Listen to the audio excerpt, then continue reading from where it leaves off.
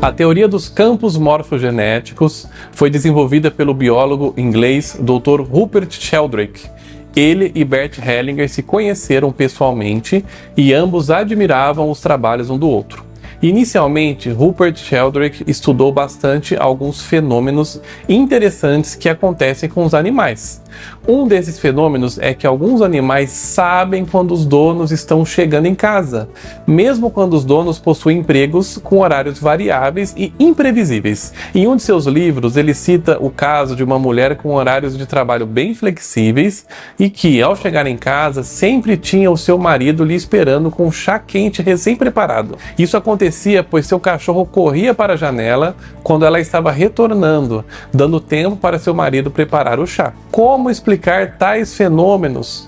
Como o cachorro poderia saber que a dona está retornando para casa, mesmo com horários variáveis? Dr. Rupert Sheldrake oferece essas e muitas outras explicações através de sua teoria. Os campos morfogenéticos são campos de informação que estão fora de nosso corpo físico. Os animais são muito sensíveis e conseguem captar essas informações. No exemplo dado, quando a mulher retornava do trabalho, essa informação ia para o campo morfogenético e seu cachorro conseguia receber tal informação. Por isso, caminhava até a janela para esperá-la. Todos estamos imersos neste grande campo de informações e podemos fazer uma relação deste campo com o conceito de inconsciente coletivo trazido por Jung. Ao chegarmos ao mundo, nascemos em uma família com muitas informações já existentes neste campo morfogenético familiar.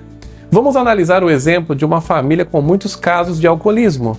Ao nascer um bebê, mesmo se essa criança for adotada e crescer em uma família sem alcoolismo, ou seja, crescer sem observar esse modelo de comportamento, ainda assim essa criança possui uma maior tendência de caminhar para o alcoolismo, repetindo seu padrão familiar. Em um outro exemplo, podemos pensar em uma família com um caso de profunda exclusão no passado, como alguém que foi para a prisão ou cometeu suicídio.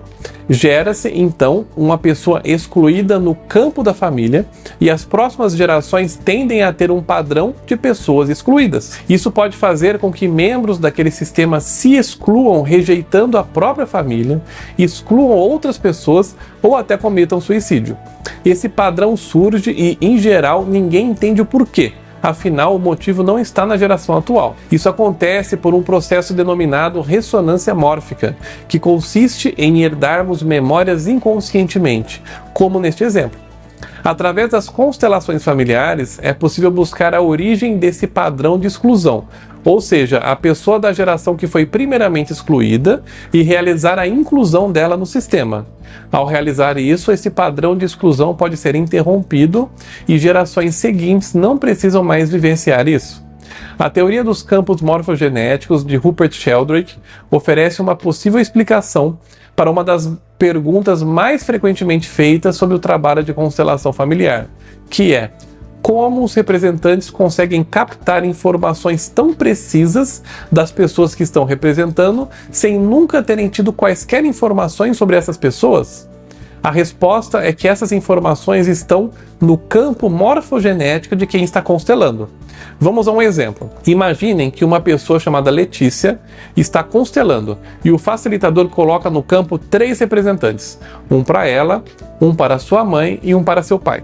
Letícia possui uma mãe depressiva e um pai agressivo, porém nenhum dos 3 representantes sabe disso.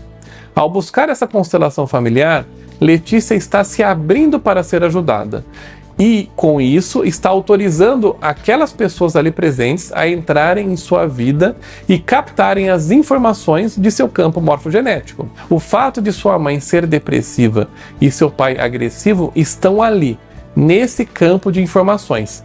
E o que acontece é que os representantes da mãe e do pai começam a acessar essas informações, não de maneira racional, mas através de sensações corporais. A representante da mãe, aos poucos, começa a ficar triste, desanimada, com o olhar para baixo, completamente sem forças, enquanto o representante do pai começa a ficar inquieto, andar de um lado para o outro e manifestar de maneira bem clara o quanto está irritado e agressivo. Percebam, os representantes da mãe e do pai trazem para o corpo as informações que estão ali disponíveis no campo morfogenético da Letícia. E, através dessas manifestações dos representantes, o facilitador colhe as informações necessárias para realizar a constelação familiar. Uma característica fundamental desse tipo de conexão do representante com a pessoa que ele está representando é que essa ligação acontece independentemente da pessoa que ele está representando estar viva ou morta. Isso acontece pois a conexão não é realizada diretamente com a pessoa que ele representa em si, mas com a imagem dessa pessoa dentro de quem está constelando. E dentro de nós nada morre. Por exemplo, uma pessoa que a mãe faleceu quando ela tinha 15 anos, ainda assim passará a vida com a imagem da mãe viva dentro dela. Quando essa pessoa tiver 40 anos, poderá realizar uma constelação familiar e uma pessoa entrar como representante da sua mãe. Não exatamente aquela mãe que faleceu há 25 anos, mas sim a imagem da mãe que está viva dentro de quem está constelando. Aqui está um exemplo da força do trabalho da constelação familiar.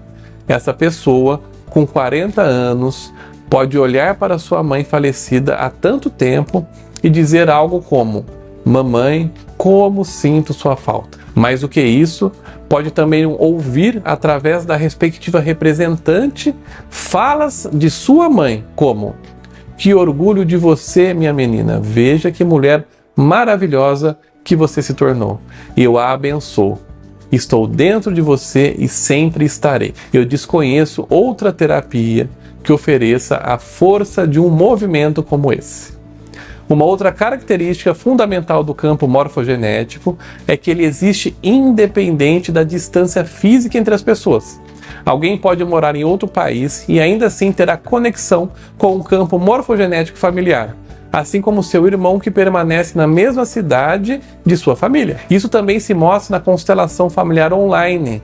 Neste tipo de trabalho, evidenciamos a possibilidade de conexão com o campo morfogenético do paciente independente da distância, sendo possível inclusive atender pessoas de outros países. Nas constelações online em grupo, é possível também utilizar pessoas como representantes, ou seja, o facilitador, o cliente e os representantes podem estar todos em países diferentes. Mesmo assim, o campo morfogenético é acessado e a constelação familiar pode ocorrer. Finalizo este vídeo fazendo uma reverência aos estudos e ao trabalho de Dr. Rupert Sheldrake.